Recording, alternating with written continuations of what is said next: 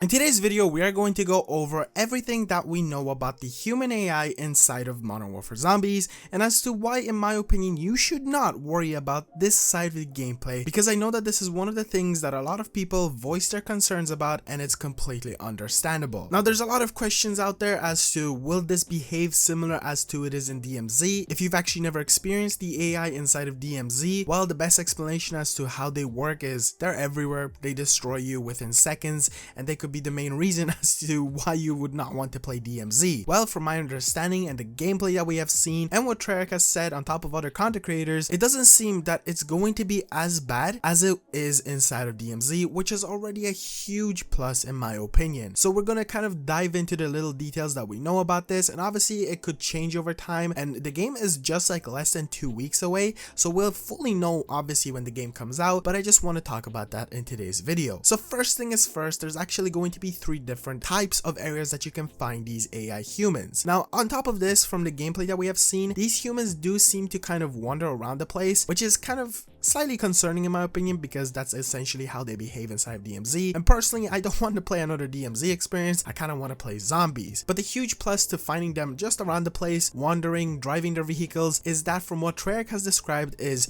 you can actually, let's say in a scenario, shoot a zombie, gather a huge horde of these zombies, because from what we know, if you kind of just alert one zombie, a bunch of them will spawn in, and from the way it's described, the hordes will be absolutely ginormous, and it kind of makes sense from the gameplay that we've seen. And then you can bring over those zombies to the humans, and instead of fighting those humans like you would on DMZ, or if you wanted to go into a gunfight, instead you can just let the zombies deal with them, and then you can pick up whatever those humans will have on them, which is kind of like a nice thing, because they'll probably drop you ammo, some weapons, because I'm guessing it's going to be following the same insured slot feature where you're able to spawn in with no weapon itself, so you could just do that and just have a zombie, maybe punch it, run over to a human, take out the human, pick up their weapon, and then go on and about doing whatever you want. So stuff like that you will always be able to do, which is a huge plus in my opinion. Now, there's going to be 3 different areas that you can find these humans at. So from my understanding, the way this is going to go is from encampments to strongholds to fortress in the way this difficulty is going to work. My understanding, the encampments could probably be like a little tent that you can find around the place with the humans, maybe a little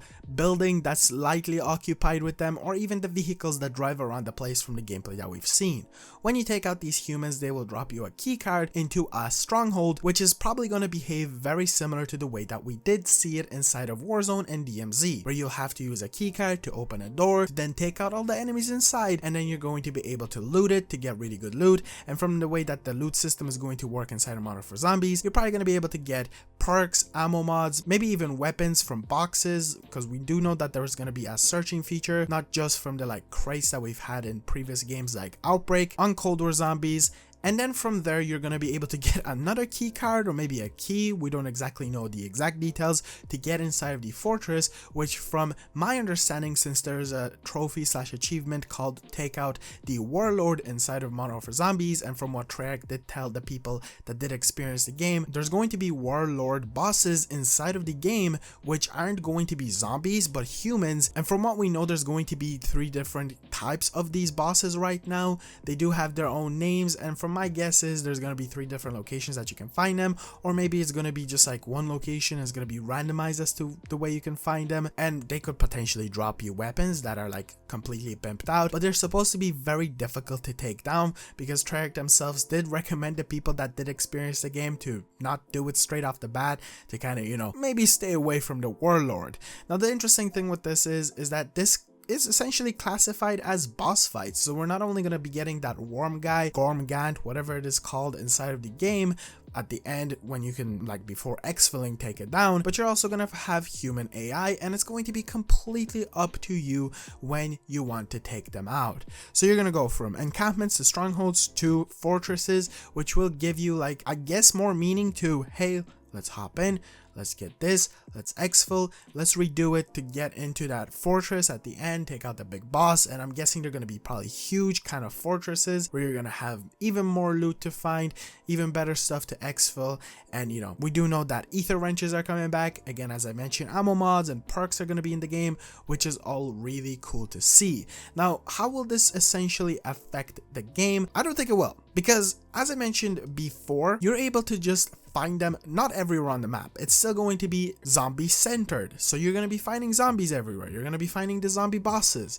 But the neat thing, again, going back to the thing that I mentioned, you're going to be able to gather those zombies and just have those zombies do their work for you if you don't want to go in and potentially get absolutely destroyed by a human that has a gun and shoots you, which is kind of like a huge shame that that's in a game. We already had that in Vanguard Zombies with the guy with the minigun. I always forget the name. I always remember it and I forget it, and that's always been probably one of the worst things that we've seen. I know the Megaton throws explosives or whatever that like radioactive stuff is, and obviously even if you want to look deeper into it, throughout history we've had some zombies that threw stuff at you, but having something that repeatedly shoots at you like a gun sucks. It honestly sucks, especially in a zombies experience. You don't have any way of getting out of it. It's like a human shooting at you. Let's say not an actual human inside the game, but I mean like a person in a war zone. How do you escape from that? It's always very frustrating, and I was very worried as to how will this affect the way zombies is. And obviously they'll still shoot at you, but the fact that you can find a stronghold,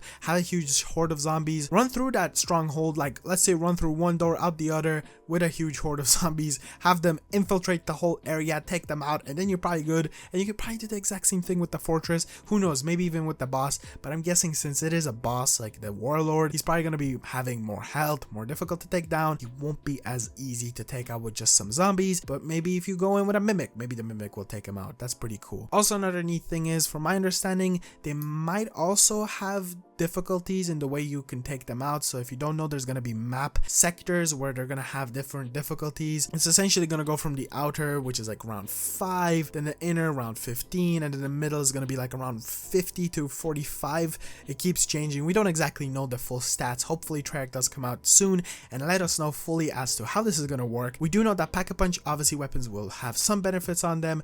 The Gersh device or the Kashmir device that is inside of the game, the like portal thing, when you throw it down, it does seem to have effect on those humans, and everything else like also Ether Shroud I'm guessing will work since you'll be going invisible. Energy Mine and field upgrades overall seem to have an effect on the humans, and yet the gameplay that we did get does have a lot of them, but it also does have a lot of zombies. So I'm not too worried about this, and I don't think you should be too. Anyway guys, that's going to be it for the video. Hopefully this video did inform you more on the humans, and if you have any other questions, comment them down below. The game is so close and I am super hyped. Hopefully you guys too. Be sure to subscribe, be sure to drop a like on the video, and I will see you guys in the next one.